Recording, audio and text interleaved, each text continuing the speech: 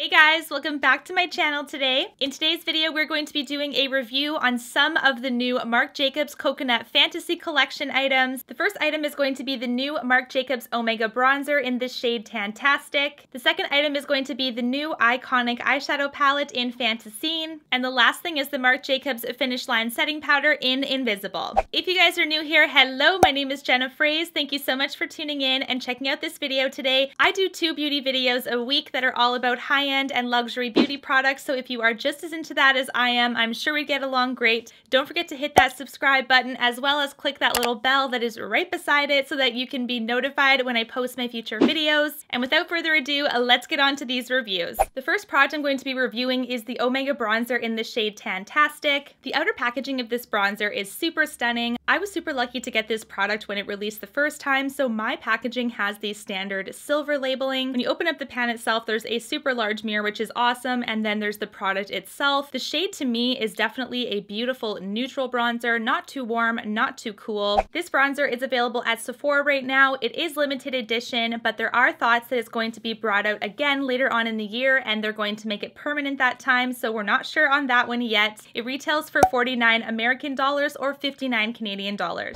The one thing I absolutely love about this right off the hop is the amount of product you get for the price point is insane. This bronzer is 25 grams of product, which is huge. Definitely worth the price in my opinion. Because I was lucky enough to get this last year, I've been using it non-stop for a number of months now. I love that it applies super smoothly to the skin. I use it with my Marc Jacobs The Bronze brush and it works really well with that one. I love that I can blend it out beautifully. The compact does have the faintest smell of coconut, kind of like coconut sunscreen. It is not super overwhelming whatsoever. Honestly, I have nothing bad to say about this product. It lasts all day on my skin, which I absolutely love. If you're interested in checking this out, guys, I highly recommend doing so because you won't regret it. The next product I'm going to be reviewing is the Eye-conic eyeshadow palette in Fantascene. The packaging of this one is a gorgeous white with the rose gold lettering, which is so beautiful. When you open it up, of course, there's a mirror, which is perfect, and then you have the 7 eyeshadows that are in the palette itself. Another thing that is super cool is that when you read the shade names from left to right, they actually spell out a sentence. So from left to right, we have Flesh,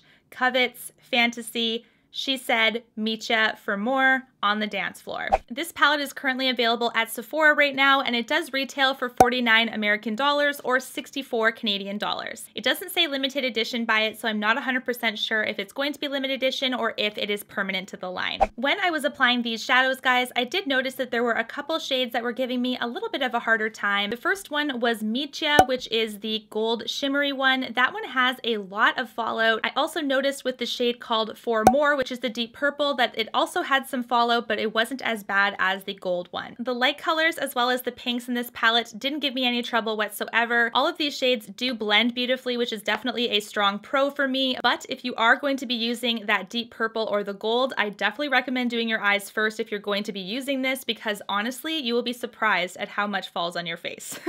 Wetting my brush seemed to help a little bit, but it didn't solve the problem entirely. The one thing I really love is that all of these shades are super pigmented. I do like it, and I do enjoy the looks I can get from it, so I'm going to keep it in my collection. But just so you guys know, this isn't a holy grail for me. I certainly have other formulas in my collection that are a little bit easier to work with. The last item I'm going to be reviewing from this collection is the Marc Jacobs Finish Line Perfect Coconut Setting Powder. When it comes to the packaging of this one, it is super cute with its white cap and its frosted plastic base. When you open up the product itself, you will see that it has a mesh dispenser. The powder itself also is not a true invisible powder. I definitely see that this powder has a very faint yellow undertone. This product is available at Sephora right now as well, and it retails for 44 American dollars or 59 Canadian dollars. As I was playing around with this one, guys, I did find that it applied very, very nicely with just an average powder brush. I do think because of the mesh dispenser, you are going to have to lightly tap your brush in because you are going to get quite a bit of product coming out of that mesh dispenser, so just keep that in mind. I unfortunately don't agree with Marc Jacobs for marketing this as a translucent powder, because to me that slight yellow undertone is definitely definitely evident on the skin. Once I finished applying this to my skin, I definitely noticed that this powder will give you a matte effect, so if you are interested in that look, I think you would 100% be interested in this. However, if you are a super dry skin type and looking matte would be your worst nightmare, then I definitely think this wouldn't be for you. I personally have normal to oily skin and I really enjoy this. My skin seems to enjoy it as well.